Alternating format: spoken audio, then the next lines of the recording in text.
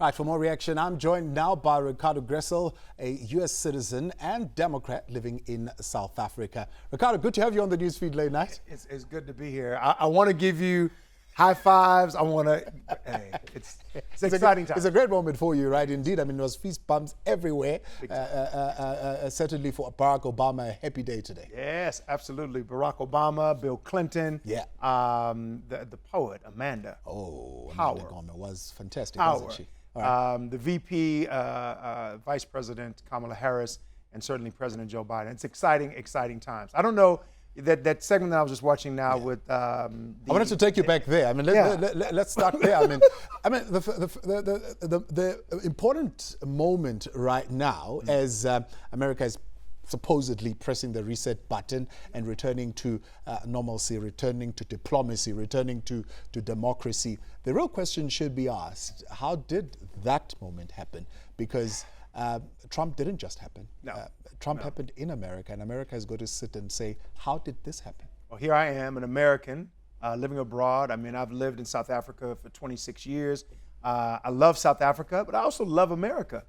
But something went terribly wrong, and I think it had a lot to do with complacency. I think there was a sense that the democracy could run itself, or will allow the leaders to run the democracy.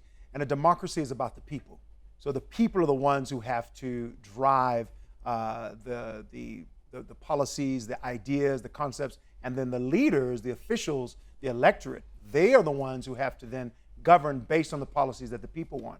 I just think that Americans got it twisted. They expected pomp and circumstance. They expected reality TV. I think we got too caught up maybe in Hollywood and didn't realize that leadership doesn't come from, a performance. It comes from real empathy, a love of your country, from a standpoint of the people, not the buildings, not the flag, but really the people. And I just think we got misconstrued with who the people are in America, which is everyone, and to look after them properly. Now, what was particularly different for you about this ceremony, except for the obvious, the parade was virtual, it's a pandemic, there was social distancing, and of course it broke with tradition because the outgoing president was not there. However, with keeping up with the other traditions, he did leave a note in the Oval Office. I mean, what was particularly significant for you? Well, I think you said it. I mean, the first thing is that the scarcity of people, it was very solemn. It was a solemn occasion. I was just very impressed with President Joe Biden, the way his speech was. It didn't look teleprompter tested. Yeah. It looked as though he was really freestyling on love and freestyling on hope. And so it meant he had it, because you can't improv on these type of things unless you actually have it in your heart. And you could just see in his tonality and his expression, and there'll be experts that'll evaluate his speech and the language, where the eyes move.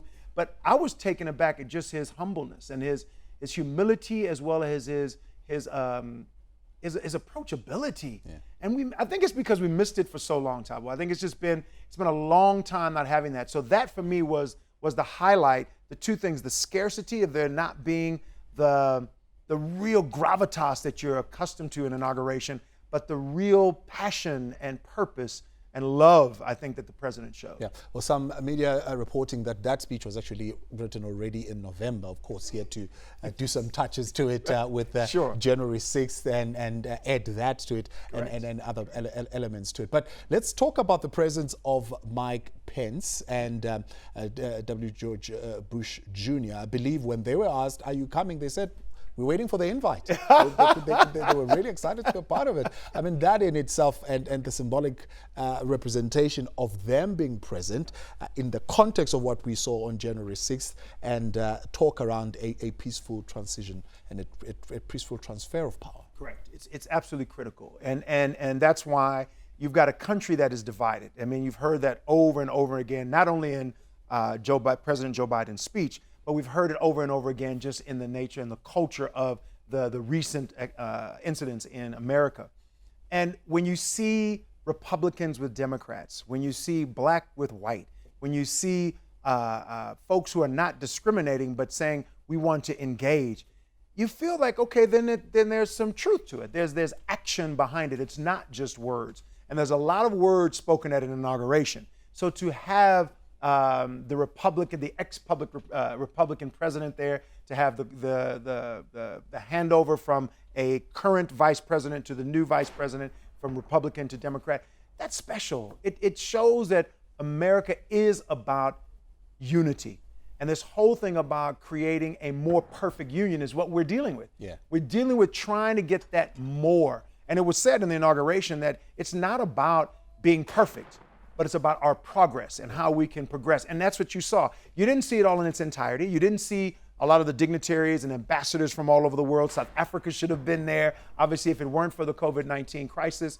But what we did see, the little glimpses of it, to see past presidents, to see Republicans with Democrats, to see the current Speaker of the Senate, speaking about the flags and the gifts. That to me, it's more than just symbolism. There's something that it says we've got a job to do, and if it's going to be a hope restored, then the hope has to be restored with unity. There's no doubt about it.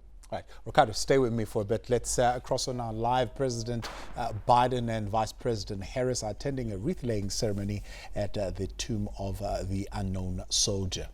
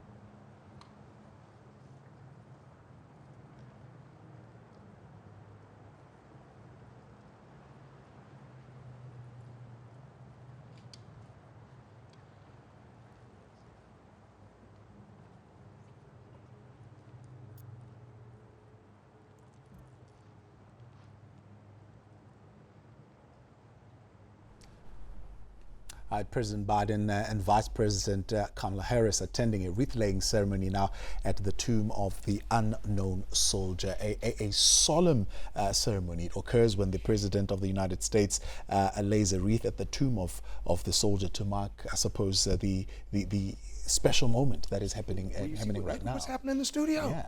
It's like everyone's calmed down. We're quiet. I mean, actually use the sound on. Right? But that's how important the inauguration is, because you have to go through these steps. It is a time-honored tradition. And that's why, again, it's sad that not all of the elements are there, partly because of the previous administration, but also because of COVID. So this is a very, very unique inauguration, but still it's got its moments, and it'll be etched in history for many, many centuries because of, you think about World War, you think about Vietnam, you think about impeachments. We've had all of those types of things in America. And this one will go down in history as one of the, probably the more prominent inaugurations, just based on how do you manage an inauguration event with COVID. Right. Let me take a break. I want to keep you for a little bit longer because there are issues that I just want to talk to you quickly because, of course, after the ceremony, after the speech, President Joe Biden is going to get down to business and the issues that he's got to deal with. So Ricardo will stay with us for just a little bit longer. We'll talk to him further and get more analysis from him after the break. Stay with us on the Newsweek Late Night.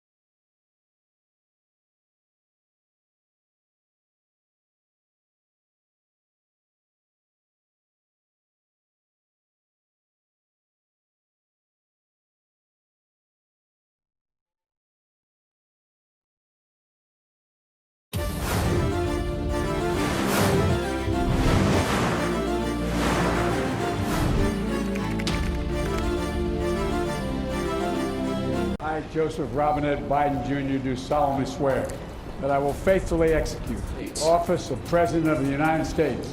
It's leading right now on the Newsfeed Late Night. Joe Biden calls for unity as he's sworn in as America's 46th president alongside Vice President Kamala Harris. Kamala Harris makes history as the first black female vice president of the United States. I hope they don't raise your taxes. But if they do, I told you so.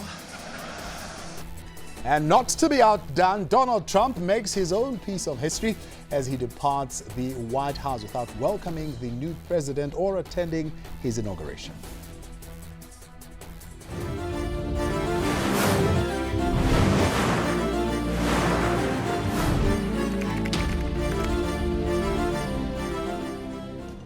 Thanks for staying on. We continue now on the Newsfeed Late Night with our coverage of this historic moment of the inauguration of Joe Biden and Vice President Kamala Harris. Still with me, Ricardo Gressel, a U.S. citizen and a Democrat now living in South Africa. Ricardo, let's talk about the next 10 days at least, because I don't think he would have signed all the executive orders in just one day. I'm sure he wants to give each and everyone its moment. So it's going to happen at least over the next 10 days. But the one in particular that is going to be a divisive one is the immigration bill. And that is the one I suppose will be a true test of his administration, because Joe Biden says, I want to be a president for all Americans. I'm going to strive for a bipartisan administration. Will he be able to bring them on board? Certainly, he would need to get a majority of the Republicans on board with him on this one. Well, you said it, Thabo. The first 10 days are critical, and there's a 100-day plan.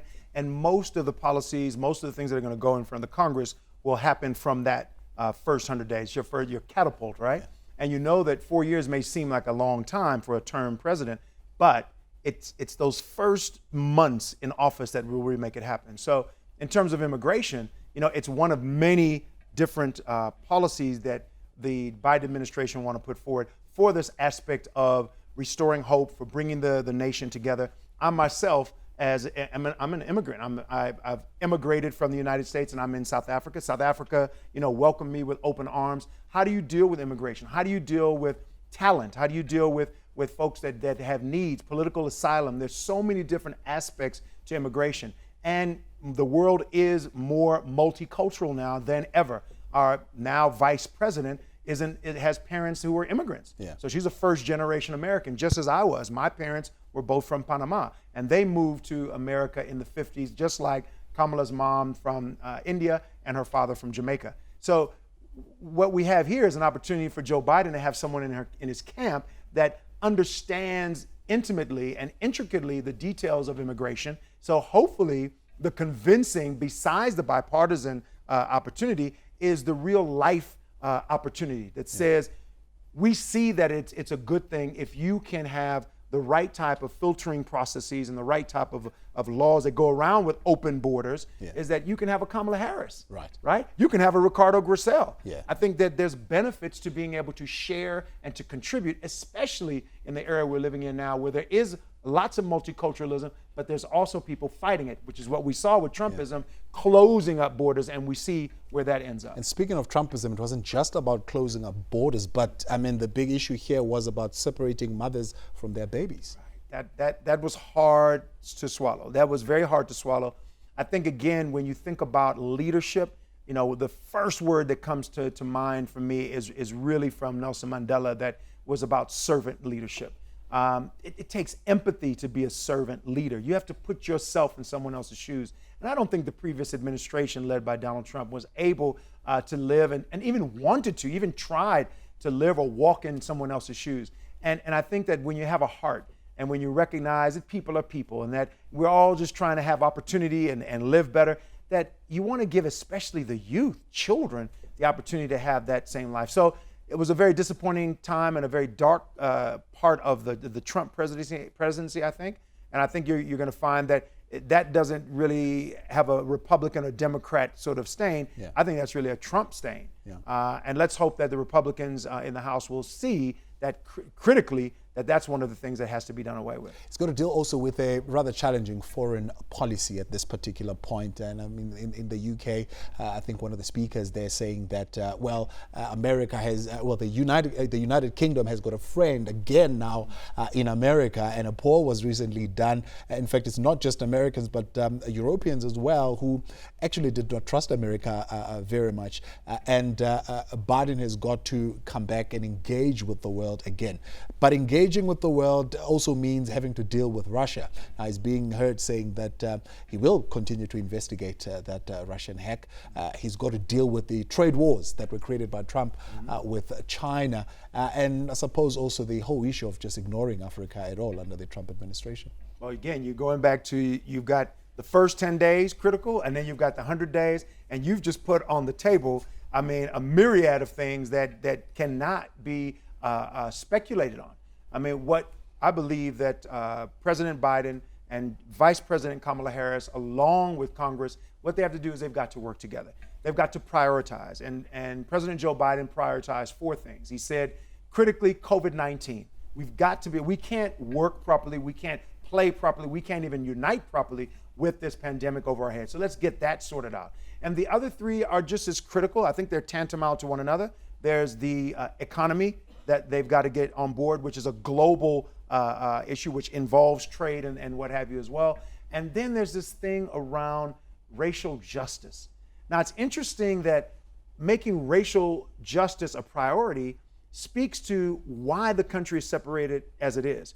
So when we think about how we need to look at trade and economy and the whole bit, we can't get there as we did in the Reagan years by saying it's the economy, stupid. No, it's about the racial divide. And that is what needs to be looked at first, because in conjunction with the economy, if you can't get Latinos and Chicanos and Asians and everyone back to work, then they're missing that opportunity to socialize. They're missing that opportunity to bring bread and milk on the table. So there's a double way, two things working in tandem here that say that we need to get back to work in terms of business, but we also need to socialize because we're social creatures in order to do better. So trade agreements, I think, are linked to the economy. To racial justice. Talking about racial justice, with Kamala Harris on board, I mean, he mentions in his speech having to address the question of systemic racism. I mean, does he stand a better chance to be able to deal with that decisively? Of course he does. I mean, I think that's, it's hard to speak about something that you haven't experienced. It's hard to to bring home the pain and the frustration and the just unfairness of what racial injustice is. And I think that Joe Biden has a heart, as I said before, and he has empathy. And with Vice President Kamala Harris, she's all about bringing justice and bringing people together for the good of the country and the good of the world, in terms of looking at women and men and blacks, whites, not discriminating against who you love, so that you can have a better nation. I always say that when you look at biodiversity in nature, they say the best way to have a sustainability and conservation, and that would go to the Paris Accord, right? Yeah. Is to have biodiversity. Right. And the more biodiversity you have, the more sustainable the planet is. Well, then isn't that with people as well? If we value diversity, if we're more inclusive, if we start working together and allow those opportunities, then we're sharing diverse ideas, we're sharing diverse backgrounds, and that's what happens to countries who look at the opportunity that affects immigration, it affects social justice, affects all these things, that then when you have this diversity, you know that you can actually improve your country and improve where you are simply by bringing diverse opinions and backgrounds together. Diverse opinions and diversity just coming together. Talk to me then about whether he diagnosed well the problem of disunity in America. Yes, I think he did. I think that the one thing that, and again, Vice President Kamala Harris didn't have her chance on the mic, and we've heard her on the mic before, okay? This is a prosecutor, a district attorney, someone who's got a strong background and being able to be about the letter of the law. But I think where the opportunity for me is this whole question around unity brings peace. But we know that if we go back to the Rodney King beatings, if we go back to the 90s when I was living in the States, the big thing was no justice, no peace. Yeah. So before you can have unity, you need to have reconciliation. You need to have accountability. That's where justice comes from. So there's a lot of accountability that needs to happen that's not spoken in that line. And remember, we're looking at sound bites. The speeches, and we've even heard it tonight, the speech was short. It didn't have all the detail. It's not meant to, but it's meant to inspire and motivate, which it did. But I think Kamala Harris is going to drill down on the no justice, no peace bit, because there needs to be accountability with the previous administration, with enablers, with folks currently in the Senate, and also with everyday people who believe that we the people is for they themselves only for their skin color or their culture. And we the people is not meant to be for them, it's to be for Americans, Yeah. which is all of us. As a Democrat, how has Joe Biden grown since his entry into the race? I mean, when you look at what happened at New Hampshire, at some point he was there and there was actually no one in the audience in Iowa. I mean, it was hectic, but he still hung on. He had tenacity, he had persistence, and I suppose he knew in his head that it will come to this. Nobody else knew. Rolling thunder. Yeah. That's what it is. It's rolling thunder. I think about, my involvement with Democrats abroad South Africa and why I would even be involved with an organization like that. I was never very patriotic and never really had the sort of zeal that I have now to celebrate democracy. I think in a lot of ways it's because Donald Trump brought to the table what America is not. And I think more Americans began to see what we are not, and we were not proud of it. You brought up many things that make me cringe when I think about children in cages, when I think about immigration policies, when I think about the names that he gave even South Africa as an African country. It doesn't sit well with you or your families, and you begin to realize that the rolling thunder that President Joe Biden had, and at the time as a candidate, and obviously Kamala Harris, was that people began to realize that this talk that was coming from Donald Trump was not American talk. It was specific to a person. It was self-aggrandizement. It was self-interest. It was driven on greed and selfies. It wasn't about let's bring the people together. And in healing the nation, this whole thing around healing the nation is really about undoing selfishness, greed, and deceit, and getting all of the falsehoods out and realizing that truth isn't 99%. It's either 100% or it ain't true. Right. I'm going to take you back to what you said in the beginning, that how we got to the Trump administration, we forgot about the people and who the people really are. And if Joe Biden is to really be successful with both Republicans, liberals, and Democrats, is to deliver to the people and what the people are saying is the mandate that he must deliver to, what should he prioritize? Yeah, I'll say it again, and I know there are going to be folks that will say that the key is the economy, or the key is the global pandemic. You've got doctors that come from all types of backgrounds. Some of them are immigrants, some of them are black, some of them are white, some of them are women, some of them are gay. So if you don't have your people on board as a team, as a troop, as an army going forward that says we can do this together, then it doesn't matter how much money you throw at COVID, at vaccines, at your communication strategy.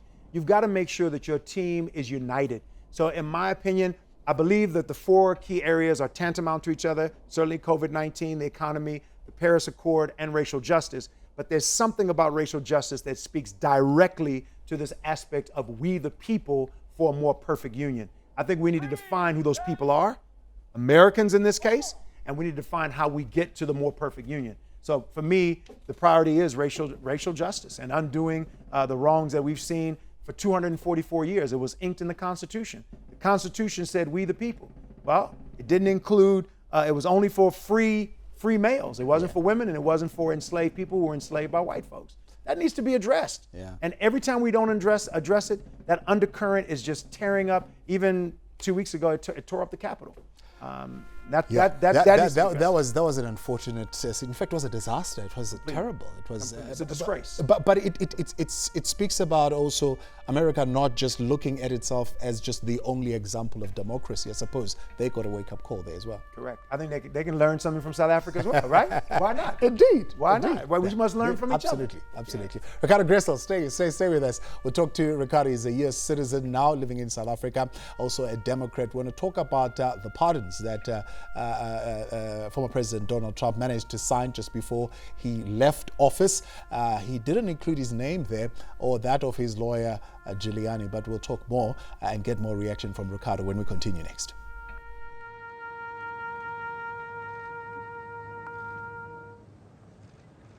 Order! Order!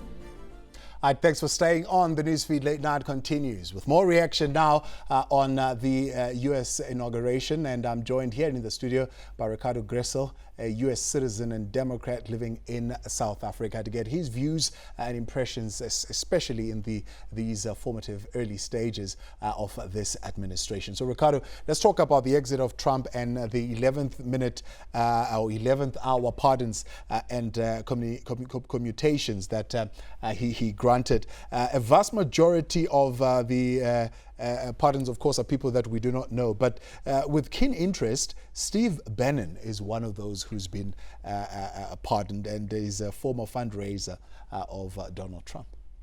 So what does that say?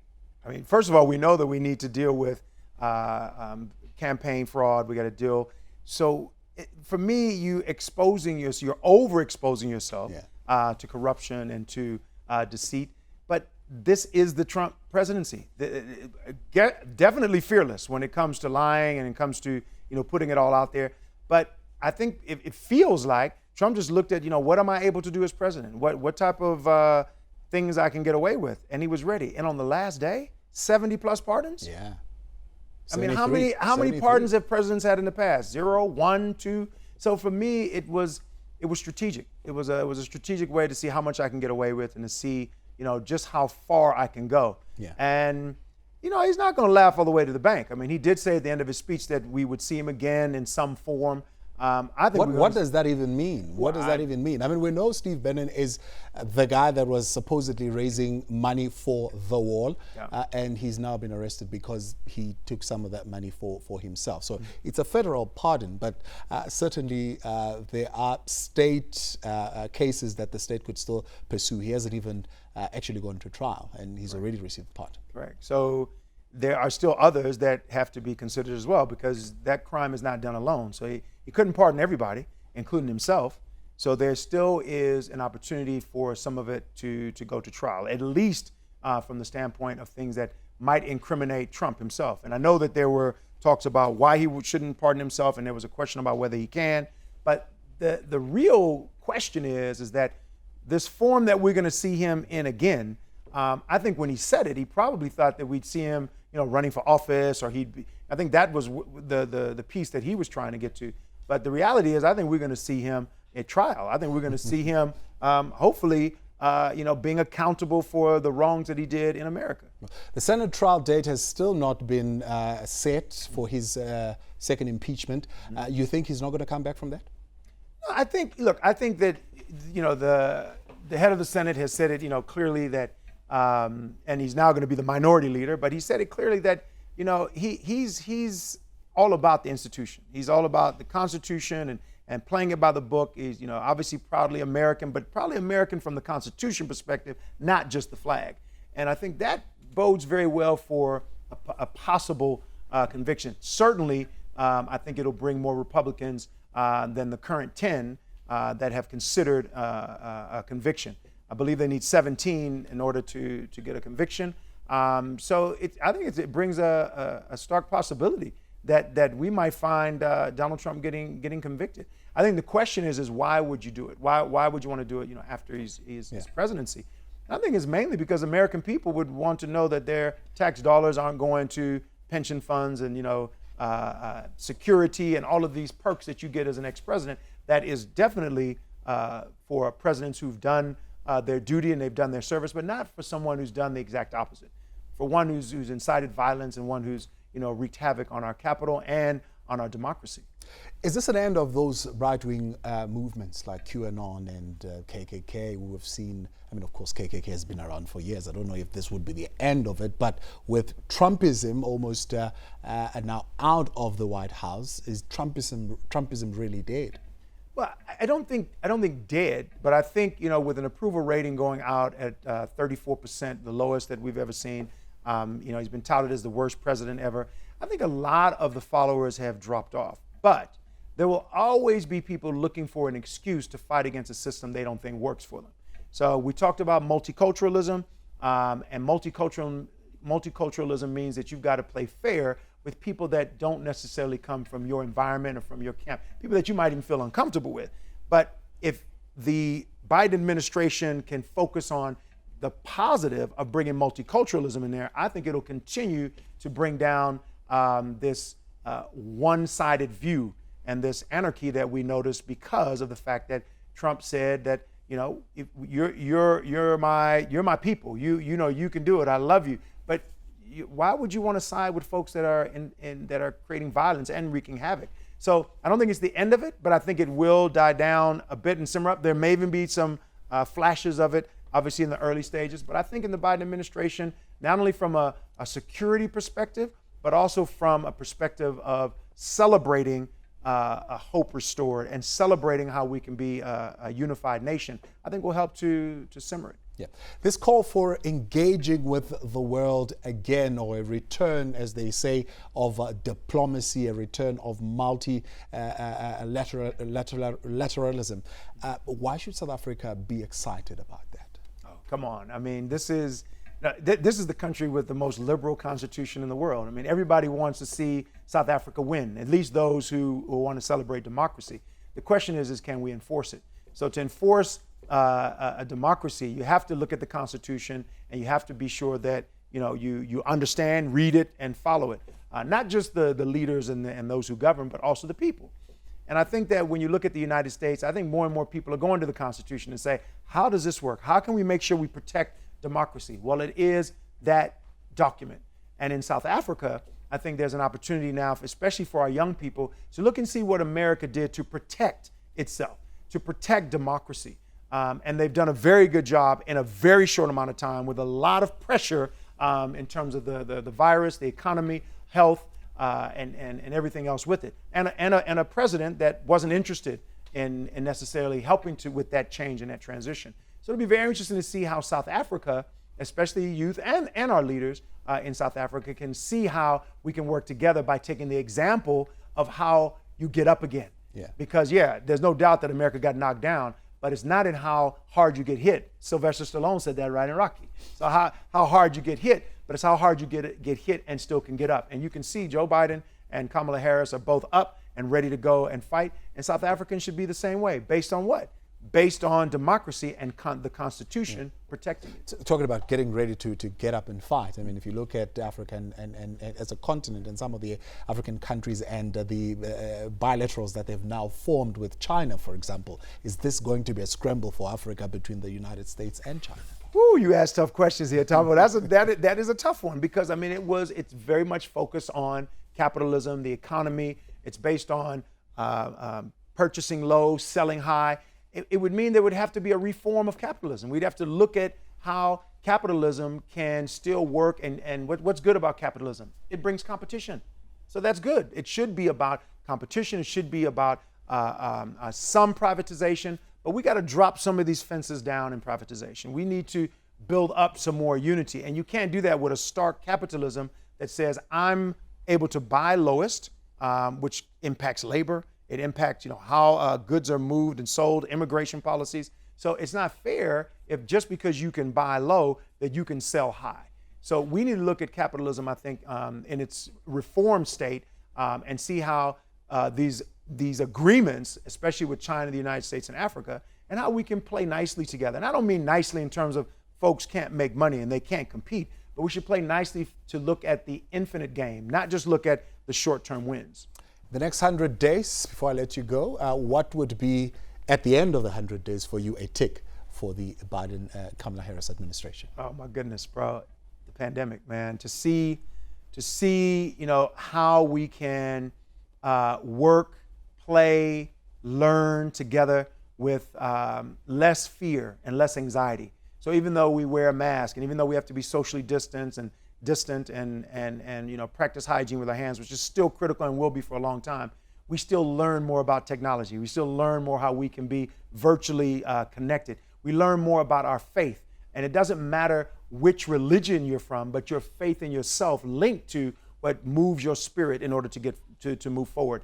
And I think right now that's what we're finding with Joe Biden going to church, with the Reverend getting up there, and you can hear that sense of even reporters are actually quoting things from the Bible. And I thought, whoa, okay, you can do that? Well, right on. Whatever it takes in order for us to come together in this pandemic to overcome it. And once we get into the 50 days and the 70 days, I think you're going to see that it won't just be about the vaccine, but it's going to be about the mindset. It'll be the mindset that changes because people have hope. And when they have hope, they know that there's an opportunity, and the anxiety begins to go down, the fear goes down, and the doubt seems to go down.